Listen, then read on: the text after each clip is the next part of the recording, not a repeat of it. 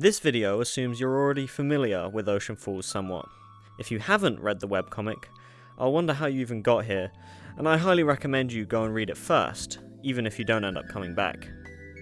There will be spoilers up to at least page 202, although if the theory turns out to be true, it'll retroactively be a spoiler for far later in the comic, since as of writing, it's still unfinished, so keep that in mind. In Chapter 3, Nino and his party stumble across the Book of Wonders, a mysterious book with an unknown author and cryptic metaphorical contents. Nino and Arya read some of the book together, coming to some conclusions about authors or whatever, and go on with their journey only slightly wiser. Thing is, this book has a lot more to it beneath the surface that's easily missed from just a skim through. Let's take a look at the intro to the book first. It reads, "This is a manuscript itched by a most heavenly pen. It can tell one much about seeking prosperity, whilst anticipating the unforeseen. Good things come when one understands the true meaning of this book. However, great misfortune shall befall one who does not think to look between the lines whilst perusing the book's words of guidance. Be wise, for light does not come without shadow." Firstly, the book is heavily implied to be written by the previous Celestial, the Vibrant, and addressed to her successor, the Prosperous. This can be seen in the orange motif of the book and its text, as well as the fact that it's said to be etched by a heavenly pen. There's also a copy of it in the current Celestial's library. Since the Celestials are the rulers of the world, this makes the book incredibly significant. There's more to be gleaned from this intro than just the author though. 3 words stand out in this passage. They're all emphasized by beginning with a capital letter: prosperity, unforeseen, and guidance. Prosperity and unforeseen are placed together, while guidance is separated further on in the passage. Later on in the book, there's another line which strengthens this connection.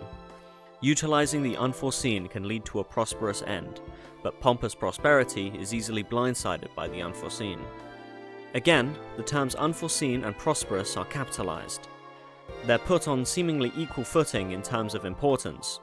So, what do these 3 terms mean, and why are they highlighted? Well, 2 of them can be traced to existing characters within the comic. Prosperity and prosperous both refer to the current reigning Celestial, the Prosperous.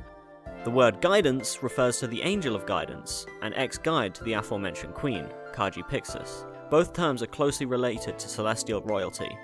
So where do we fit the final word, unforeseen? While in the comic we are told that there can only be one Celestial alive at a time, this information may be wrong.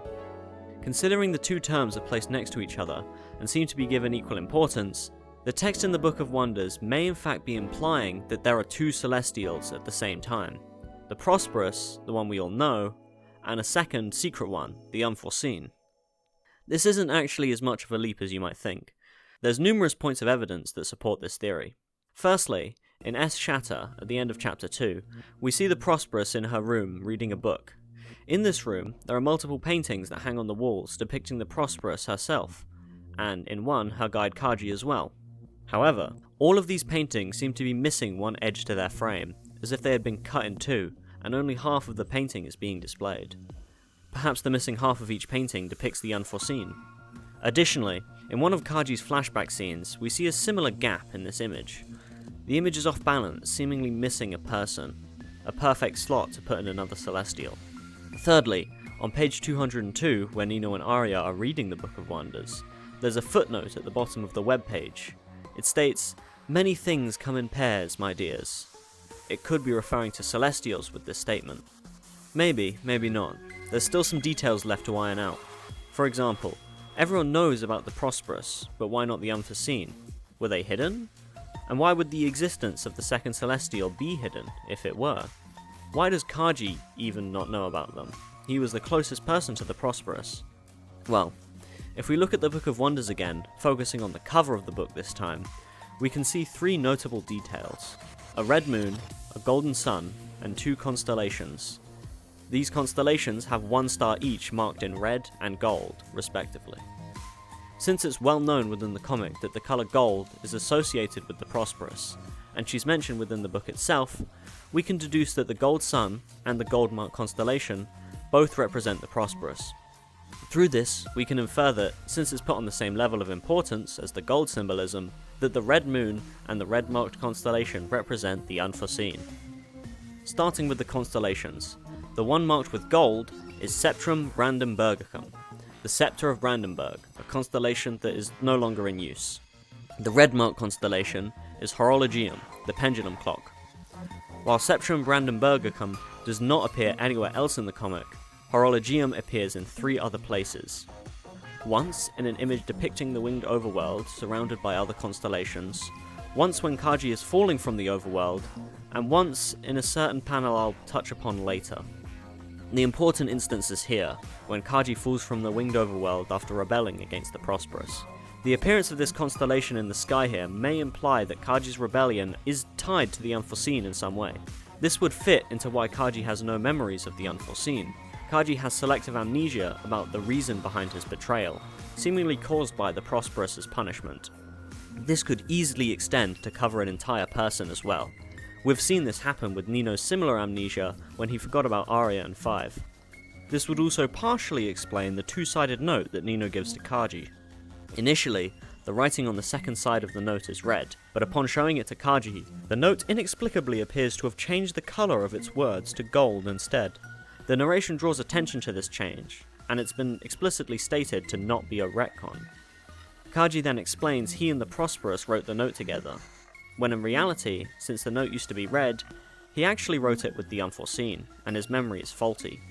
Additionally, when Kaji and Nino high-five after this interaction, they're highlighted in red and gold respectively, the colours of the Prosperous and the Unforeseen. Do note that there's still a lot of hazy details about the note. We don't really know how it changed, or even if it physically did, but I'm still mentioning it because it seems important in the context of this theory, especially with the colour symbolism. Considering the Unforeseen was not known among the people, it's likely that their existence was kept a secret from the world. Since it breaks the biggest rule throughout all of history, that there was only one Celestial at a time, announcing something like that would almost certainly waver people's faith in the monarchy, possibly seeding rebellion, war, and other things that they would want to avoid. However, it's also entirely possible that despite still being hidden, the Unforeseen got into a disagreement with the Prosperous at some point. Considering Kaji was cast down to the midworld, it's possible the same thing happened to the Unforeseen. However, if a Celestial were to be cast down, their 4 wings would give them away, as well as the combination of a monster horn and halo together. If the Unforeseen were to be cast down, they would need to be de-winged, and lose their divinity as well. They would end up appearing as a regular monster. In fact, there's a decent possibility we've already seen the Unforeseen in comic, in this monster form. The red moon, seen on the front of the Book of Wonders, appears many times throughout the comic, sometimes placed opposite the golden sun like in this panel, and this panel, or opposite something else that symbolises the prosperous, like the gold firefly in this panel, or somewhere we don't really know the significance of, like here with Diana. However, the symbol also appears in the monster world. The red crescent is the regional symbol of Akamara, the region where Red Tulip Town resides. In this town lives our contender for the true identity of the Unforeseen, a simple town guard named Kotori. The moon also shows up around Kotori on her spears, as well as here, where Nino remembers his time in the monster world, and here, where she uses her ability to revert and foretell. Additionally, she's weirdly mentioned as being in need of guidance, highlighted in Kaji's colour. These 2 characters would be otherwise completely unrelated, so it's weird for a link to be drawn between them. Unless, of course, Kotori was actually the one in need of a guide in the first place, being part of the reason for Kaji's birth. However, the biggest piece of evidence is this. Remember the Horologium constellation from earlier? The final panel it shows up in is this one. It's quite hard to see, but if you look very closely at Kotori's scythe, you can see the constellation hidden within it. This links Kotori to the Unforeseen directly.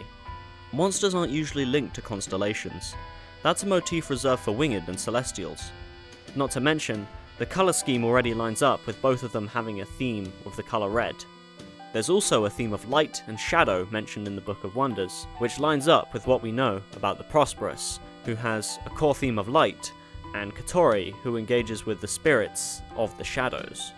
Oceanfalls as a webcomic likes making parallels to previous panels, typically when characters are connected to each other, like these panels of the Human and Monster Prince's throne rooms.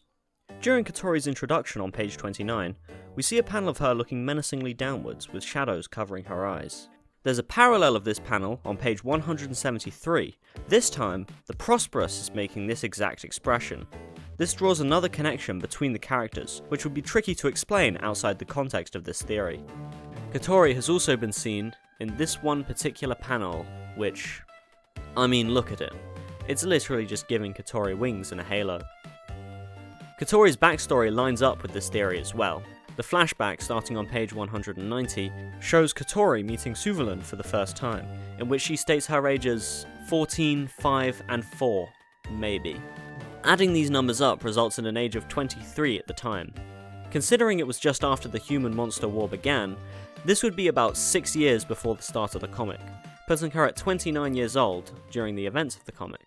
Since Celestials are born every 500 years, the Prosperous, the Unforeseen, and additionally Kaji to guide them, would all be born in the year 4500, making them 29 at the time of the comic's events in 4529. This is confirmed when Kaji quite literally states his age as 29.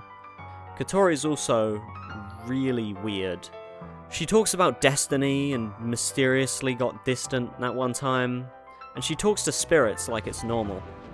Seriously, I have no idea what to make out of any of this stuff. Even the explanation that she's a Celestial doesn't even start to explain basically anything weird about her. People think it's time travel. In conclusion, there's a second Celestial called the Unforeseen, and it's Katori. And it still explains absolutely nothing. Thanks for watching. I never want to explain any of this ever again. Maybe next time I talk about Nino and all his bullshit.